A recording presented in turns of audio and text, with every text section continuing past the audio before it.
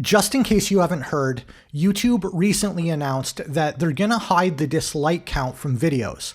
Now they're still gonna let you dislike videos, they're just not gonna publicly show what a video's dislike count is.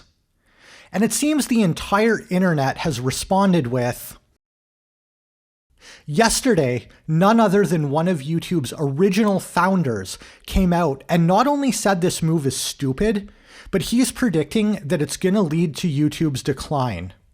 Let me show the channel and then I'll tell you all about it. I'm a software engineer with almost 25 years in the industry. But lately, despite the fact that I've dedicated my life to building tech, I'm getting doom-pilled on the industry. From big tech censorship, to the loss of privacy, to a social media mental health crisis, I've had enough. So I call myself techphobe here on YouTube, where I use my industry knowledge to call out BS, and I share tips on how you can protect yourself.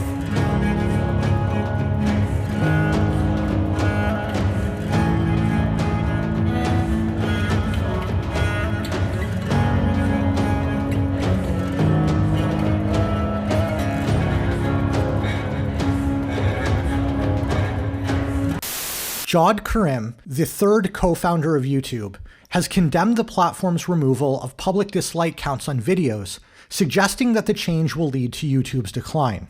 Why would YouTube make this universally disliked change? There's a reason, but it's not a good one and not one that'll be publicly disclosed, writes Karim. The ability to easily and quickly identify bad content is an essential feature of a user-generated content platform. This is spot on. The big promise of the internet is putting information back into the hands of everyday people like you and me. There's a reason that the internet was hailed as the single most significant invention in terms of free speech since the Gutenberg press. And the dislike button is a form of speech.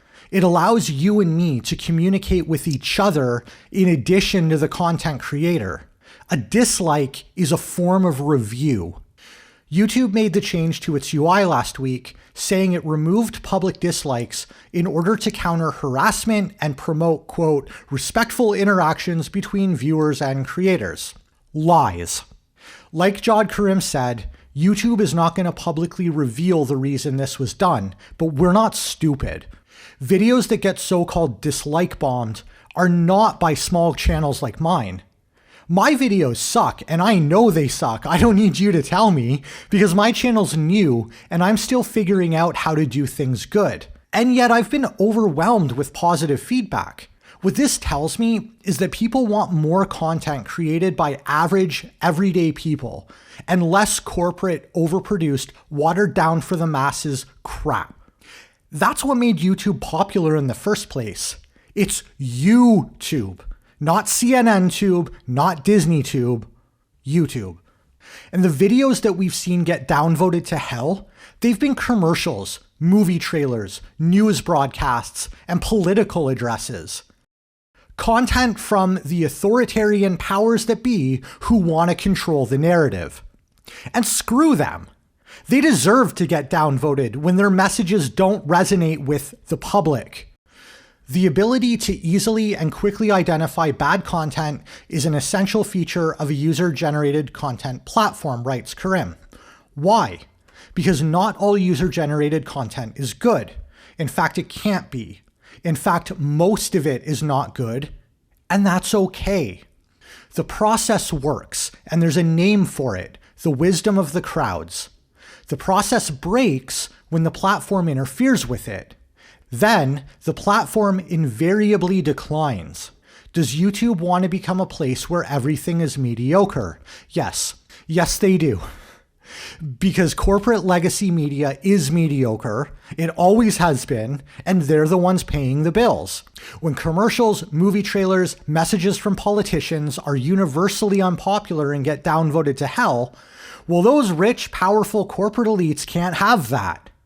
They're the ones paying the bills, and so they're very obviously who are behind this.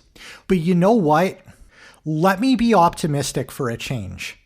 They were already displaced once. The internet seriously threatened traditional media. YouTube came about in the first place because it allowed the everyday you and me to make our own content and self-publish it. The elites don't like that because it removes control.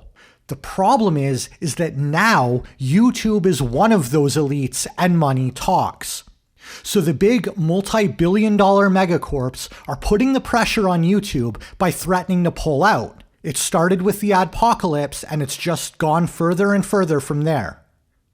There's a symbiotic relationship. YouTube needs legacy media because it lends YouTube legitimacy and it increases traffic. YouTube loves the fact that people can go to YouTube for news instead of CNN, and CNN loves that people they're trying to reach are on YouTube. And there's undoubtedly money exchanging hands. Why do you think when you search for something, it's always mainstream media news sources that pop up, even though public trust in the mainstream media is at an all-time low? If it was really the algorithm, you wouldn't see them placing first. But if things seem dire, it's because you either forget how we got here or you're too young to have watched it happen.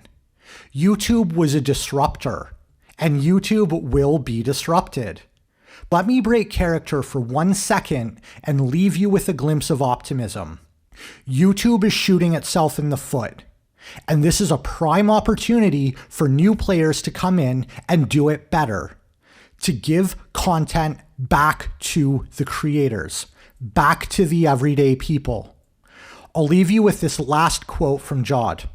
In business, there's only one thing more important than make it better, and that's don't fuck it up. Drop me a comment to let me know what you think.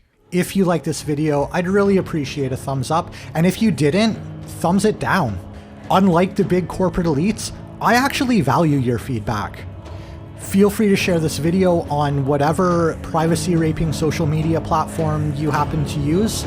Thanks so much for watching. I'll see you next time.